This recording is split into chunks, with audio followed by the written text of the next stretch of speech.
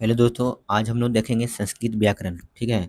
10th 9th ये सब के लिए है। ठीक है। इसमें हम लोग को क्या क्या मतलब सब्जेक्ट पढ़ना होता है इस सब के बारे में आज हम लोग देखेंगे। ठीक है। 16 चैप्टर है कुल। ठीक है ना। और इसमें हम लोग 16 चैप्टर देखेंगे। ठीक है। इसमें से संस्कृत की व्याकरण है।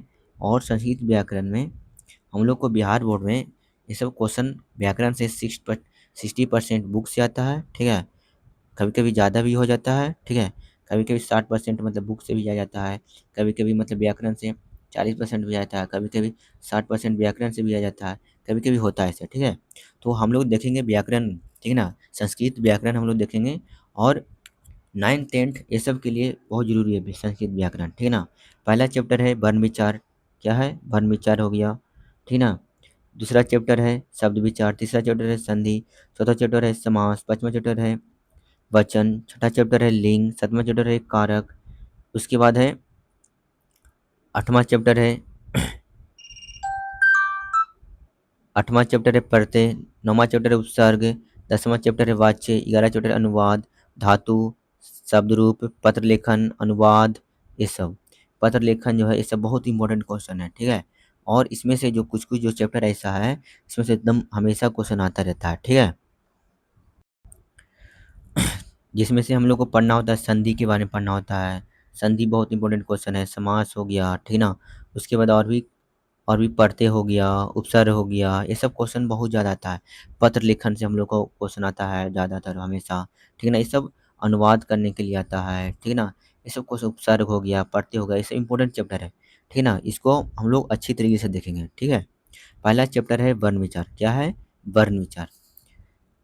भाषा की वह सबसे छोटी इकाई जिसके जिसके और टुकड़े नहीं किए जा सकते हैं उसे क्या कहते हैं? वर्ण कहते हैं। क्या कहते हैं?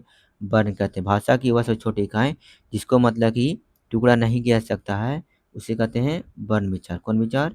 वर्ण विचार कहते हैं। ठीक है। उसके बाद है अक्षर। अक्षर भी इसको बोल सकते हैं। संस्कृत व्याकरण में वर्ण विचार की पहली और बुनियादी सीढ़ी कहा जाता है। वर्ण विचार को पहली और बुनियादी सीढ़ी भी कहा जाता है। ठीक है।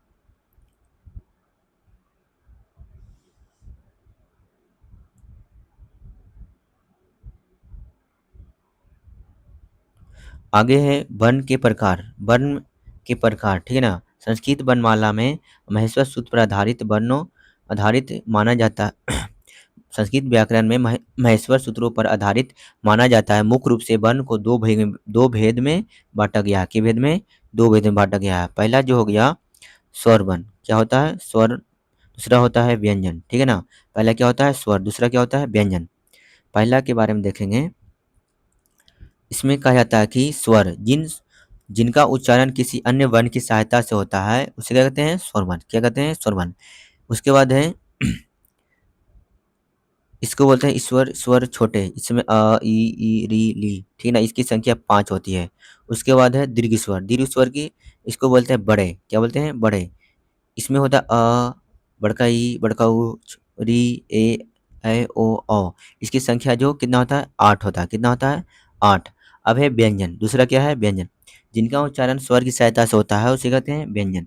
इसमें व्यंजन को मतलब स्पर्श व्यंजन, अंतस्थ व्यंजन, उष्म व्यंजन।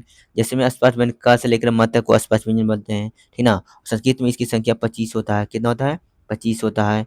और क से लेकर के प वर्ग तक। ठीक ना। उसके बाद अंत अस्त व्यंजन जो होता है य र ल व को अंतस्थ व्यंजन कहता है। इसकी संख्या 4 होता है। कितना होता है? 4 होता है। ठीक है ना। उसके बाद कहा जाता है कि उस व्यंजन की संख्या 4 होता है। और इसमें तलविषम दंसा दंसा होता है। ठीक है। उसके बाद दूसरा जो है वर्णों के उच्चारण स्थान। ये सब बहुत इंपॉर्टेंट क्वेश्चन है। ठीक है। ग्रामर में बहुत इंपॉर्टेंट क्वेश्चन है। पूछेगा कंठ से क्या क्या आता है? का अ आता है। क से वर्ग आता है। क ख ग अड़ा हो गया। ठीक ना। फिर उसके बाद ये सब आता है। विसर्ग आता है सब। ठीक ना। ये सब बोला स्थान उच्चारण इसमें दिया गया है। उसके बाद है तालु से। इसको बोला जाता है तालु से बोलता है ई च वर्ग जितना भी आता है वो सब तालु से बोला जाता है। य अतलबी सब भी बोला जाता है तालु से। ठीक है ना। उसके बाद मूर्धा। मूर्धा से बोला जाता है री। और उसके बाद ट वर्ग जितना भी टठ है पूरा आता है ये सब आता है। उसके बाद उसके बाद डंडी से आता है। उसके बाद दंत से मतलब दांत से। दांत से कुछ कुछ बोला जाता है री हो गया, त वर्ग में जितना आता है वो सब बोला जाता है। ल सब बोला जाता है। ओट्स ओट्स बोला जाता है। ऊ बोला जाता है। प वर्ग जितना भी सभी आता है ओट्स बोला जाता है। नासिक नासिक से बोला जाता है, नाक से बोला जाता है। नासिक मतलब नाक से। इसमें न हो गया, य हो गया, न हो गया, न हो गया, म हो गया। ये सब 5 गो अक्षर जो है नाक से बोला जाता है। किसी से बोला जाता है? नाक से। इससे इम्पोर्टेंट है, इसमें 1-2 बार इसको घर पे प्रैक्टिस करेंगे बैठ के, ठीक है ना? उसके बाद है तीसरा है प्रयत्न, ठीक है ना? वर्णों के उच्चारण में जो शारीरिक चेष्टा करनी पड़ती है उसे प्रयत्न कहते हैं। प्रयत्न मतलब प्रयास, ठीक है ना? हम लोग को वर्णों के उच्चारण में जो मतलब कि चेष्टा करनी पड़ती है उसे प्रयत्न कहते हैं, प्रयत्न कहलाता है, ठीक है ना? अभ्यंतर प्रश्न अभ्यंतर प्रश्न हो गया, दूसरा हो गया बाह्य प्रश्न। तो उधर वर्णों के उच्चारण के ठीक पहले जो चेष्टा करता है, ठीक ना? जिसमें स्फुट हो गया, ठीक ना? स्था स्तुपुष्ट हो गया, विवृत हो गया, संवृत हो गया, ठीक है ना? उसका बाह्य प्रयत्न तो बाहर। वर्ण के उच्चारण के समय किसी चेष्टा इसमें मुख्य रूप से दो विभाजन किया गया। कितना वर्ग से? दो वर्ग के। अघोष और सघोष, अघोष और सघोष। प्रत्येक वर्ग का पहला और दूसरा वर्ण जो होता है, ठीक ना? पहले प्रत्येक वर्ग का जितना पहला और दूसरा वर्ग को अघोष बोला जाता है और सघोष बोला जाता है। प्रत्येक वर्ग के तीसरा और चौथा और पांचवा वर्ग को सघोष बोला जाता है। जैसे में य र ल व, इसको बोलते हैं सघोष। सभी स्वर को सघोष, ठीक है ना?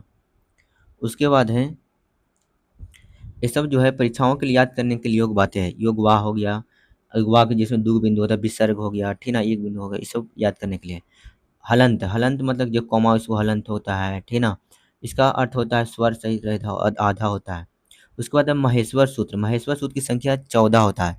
महेश्वर सूत्र की संख्या कितना होता है? 14। कितना होता है? 14। और इस संस्कृत वर्णमाला के आधार पर इसको 14 बनता है, ठीक ना? एक छोटा सा अभ्यास है। क का उच्चारण कंठ से होता है। कैसे होता है? कंठ से। क का उच्चारण प्रैक्टिस करने के लिए सब हो गया। क का उच्चारण कौन चीज होता है? कंठ से होता है, ठीक ना? उसी तरह स का उच्चारण कैसे है? उसमें से। य र ल व त्र विसर्जन से, ये सब जो होता है, ठीक ना? स का उच्चारण कैसे होता है? उस व्यंजन से। इसे प्रैक्टिस करने के लिए हो गया, ठीक है ना? उसके बाद और भी है, देखेंगे। ये देखो उधर महेश्वर सूत्र हो गया। महेश्वर सूत्र की संख्या 14 है। कितना है? 14। जो शिव भगवान को मतलब उच्चारण मतलब करने के लिए मतलब कि अ, इस समय किया था। जैसे अड़ंग हो गया, लरंग हो गया, उड़ंग हो गया, अयोग हो गया, योग हो गया, वर्ण हो गया, ये सब। हल हो गया, शरद हो गया, कंस हो गया, ये सब। जब जबड़ंग दस हो गया, ह्रस्व हो गया, झंझस हो गया, ये सब संस्कृत में कुल महेश्वर संघ की संख्या 14 होती है, ठीक ना? उसके बाद दूसरा चैप्टर है शब्द विचार। शब्द विचार हम लोग अगला दिन पढ़ेंगे। पहला चैप्टर हम लोग देख लिए हैं, ठीक है?